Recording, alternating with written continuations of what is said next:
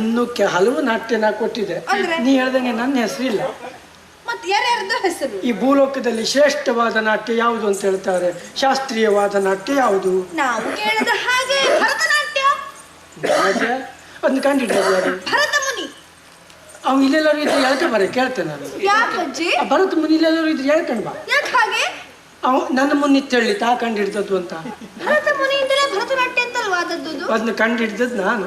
ನೀನಜ್ಜಿ? ಹೌದು. ಹೇಗೆ? ಈ ಒಂದು ನಾಟ್ಯ ಕಂಡು ಹಿಡಿಬೇಕಿದ್ರೆ ಒಂದು ಕಲ್ಪನೆ ಬರ್ಬೇಕೋ ಬೇಡವೋ? ಬರ್ಬೇಕು ಬರ್ಬೇಕು. ಅದು ನಾವು ಒಂದಿನ ಕೊಂಕಣ ದೇಶಕ್ಕೆ ಹೋಗಿದ್ದೆ. ಕೊಂಕಣ ದೇಶಕ್ಕೆ ಹೋದಾಗ 2 ಜನ, ಒಬ್ಬ ಸಾಲ ಕೊಟ್ಟವ ಮತ್ತೊಬ್ಬ ಸಾಲ ತಕೊಂಡವ. ಇಬ್ಬರು ಮಾತಾಡೋದು.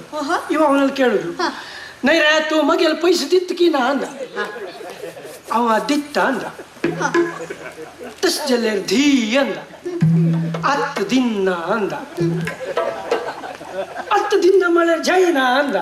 ತಸ್ ಜಲ್ಲೇರ್ ತಕ್ ದಿತ್ತ ಅಂದ. ತಕ್ ದಿನ ಅಂದ. ಹಾವು ದಿನ ತೋ ದಿತ್ತ ಅಂದ. ತೋ ದಿನ ಅಂದ. ನೋಡು, ದಿತ್ತ ಧೀ ತೋದಿತ್ತ ತೋದಿನ್ನ ತಕ್ದಿತ್ತ ತಕ್ದಿನ್ನ ಈ ಶಬ್ದಗಳನ್ನೆಲ್ಲ ತಕ್ಕೊಂಡು ಅವರ ಅಭಿನಯವನ್ನು ನೋಡಿ ನಾನು ನಾಟ್ಯ ಕಂಡಿರ್ತದೆ. ದಿತ್ತ ಧಿನ್ನ ತೋ ದಿತ್ತ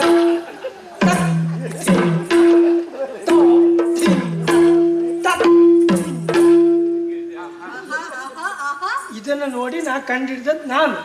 ಆ ಭರತ ಹೆಸರು ಮಾಡ್ಕೊಂಡು ಹೋದ. ನಮ್ಮ ಹಣೆ ಬರ ಪೂರ ಒಂದೊಂದು ವಸ್ತು ಕಂಡಿಡುದು ನಾವು.